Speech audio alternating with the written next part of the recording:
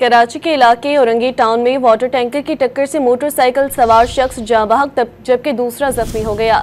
हादसे के बाद वाटर टैंकर का ड्राइवर फरार हो गया, जबकि पुलिस ने वाटर टैंकर को जब्त कर लिया है। मजीद जानते हैं डॉन न्यूज के नुमाइंदे आसिम खान हमारे साथ लाइन पर मौजूद है। आसिम, ड्राइवर की तफ्तीश जारी है। आसिम से दोबारा राब्ता करने की कोशिश करेंगे। कराची के इलाके औरंगी टाउन में वाटर टैंकर की टक्कर से मोटरसाइकिल सवार शख्स जाँ बहक हो गया है, जबकि दूसरा शख्स जख्मी हो गया है। हादसे के बाद वाटर टैंकर का ड्राइवर फरार हो चुका है, जबकि पुलिस ने वाटर टैंकर को जब्त कर लिया है।